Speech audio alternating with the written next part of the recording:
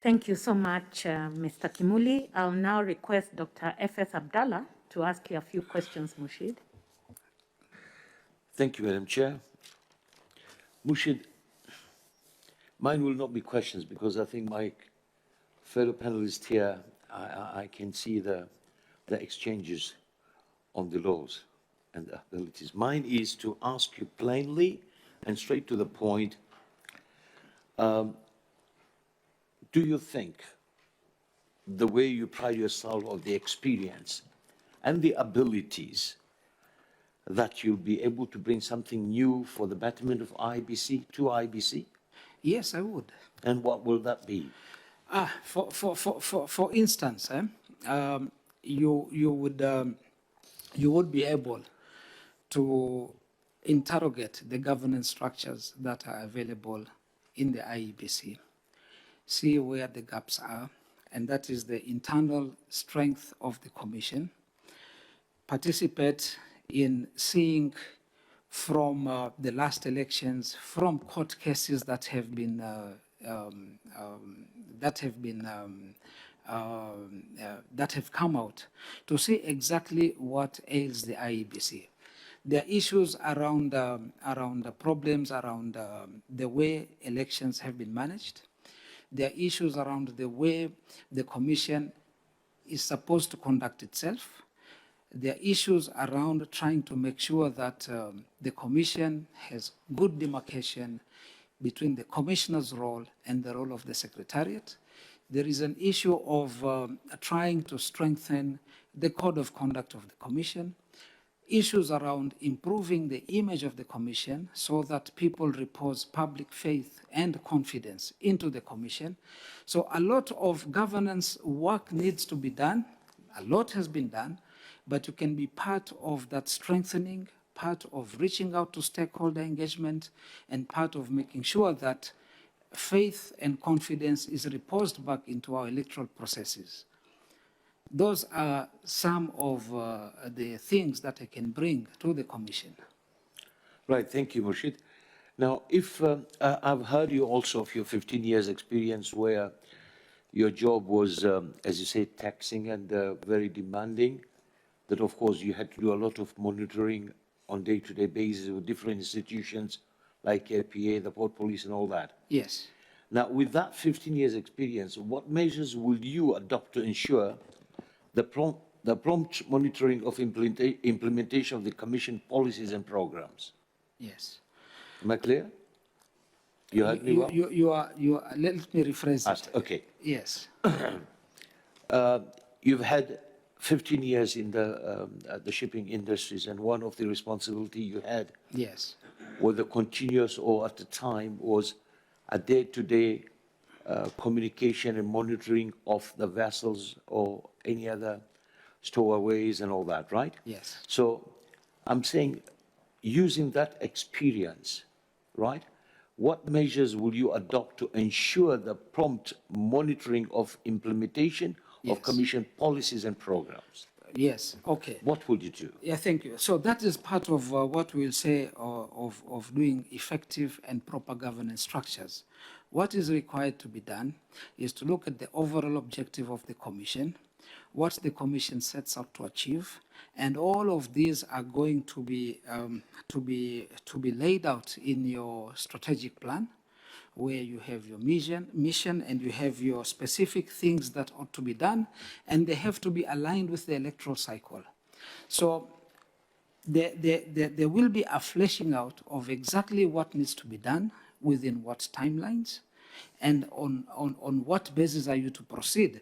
And you need to have a monitoring and evaluation framework where you always look at what has been done so far, within what time limit, are we able to deliver on the key objectives, and if we have not been able to deliver, we'll be able to unpackage why, and to do remedial measures in order to stay on the right course on monitoring and evaluation. That becomes a very critical component of what the Commission needs to do. Thank you. Now, for sure, as much as you pride yourself for some achievement in this several commissions and whatever you worked with. Yes. everyone makes a mistake, Yes. right? And many a time experience is the name everyone gives as correction tool to the mistakes. Yes. Right. Now, we are aware that there are various factors that contribute to mistakes occurring, such as people involvement, technical provision, organizational elements, outside influence, and many other things, right? Now, given this opportunity, where you come across where it is, it's in the public domain that the political influence or attempts to infiltrate the IBC through a commissioner is a risk that past commissions have faced. Yes. What can the commission do to mitigate this risk? And what will you do? Are you a team player? Indeed, I am. You are? Yes, I am. Please tell us how. First, how will you handle the situation? First of all, in terms of political pressure and interferences with the independence of the Commission, there will always be attempts to encroach on such independence. But the first thing that we must all realize, as I sit in the Commission, is that the Commission is a constitutional body to begin with. And it has been entrenched and given the powers of being independent, meaning that the Commission and the commissioners should not be influenced or take any orders from anybody or authority. So given from that basis that you have that independence and you are kept there to guard the sovereignty of the people, you have already the steel that you need in order to remain independent. Independence of the Constitution, of the Commission is also guaranteed because we have a guaranteed source of funding for the Commission. So if there is any kind of political pressure or interference, that cannot be allowed. I will not allow it. I have never been influenced by political actors or extraneous issues or any person as I was serving in the commissions, and in particular the Police Service Commission, where the propensity of such a body as the National Police Service in terms of governance and entrenchment of power was concerned. I, as a person, and collectively, we were able to fend off. And the way you will fend off any interferences is for you to have proper structures within the Commission.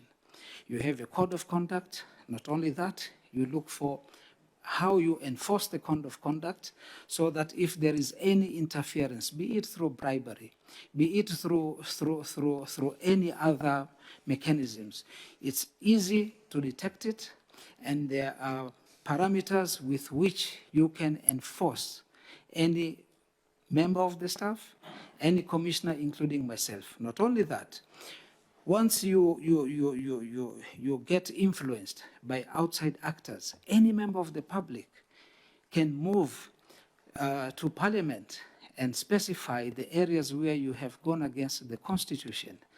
And consequences will follow, which, if that is proved, the President may be able to put up a tribunal and you can be removed from office. So there are a number of ways in which you can overcome the issues of influence. First of all, you have the mandate, you have the protection, even though sometimes people feel that if you cannot be removed from office. It's a license to do whatever you want, including practices that are unconstitutional. But I look at it personally from the point of view that I am given the ability of doing what is required of me according to the law, and because of that, I may not be removed from office because I was discharging my functions for the objects of the Constitution. Thank you, Murshid. But you know you'll be one among the 7. Yes, I will be one. Now, my next question is, in the event you have a different opinion with the others' commission, Yes. and you just said you're a team player, Yes. what would you do to convince them You see, that you think you are right?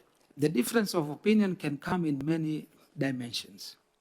It could be a difference of opinion because of the way you would like to handle a matter, and there are personal issues or personality issues. I don't fall definitely within that bracket. But if the difference of opinion is about how you conduct your work and how you must remain in fidelity with the law and the Constitution, then you can be firm on that difference of opinion and you will not budge from it. Because if you do so, you are throwing away the very purpose of why the commission was instituted in the first place. So for all the right things, for all the rules and regulations that we have, you can have a collegiate kind of relationship. But where you have problems in terms of your fellow commissioners, one or two or even more, want to do anything that goes against the constitutional requirements, that can be misconstrued that you are not a team player. But you have to stand alone because our responsibility is both individual and collegiate. Thank you, Murshid, and all the best. Eid Mubarak. Eid Mubarak, thank you. Thank you so much, Dr. Abdallah. I'll now request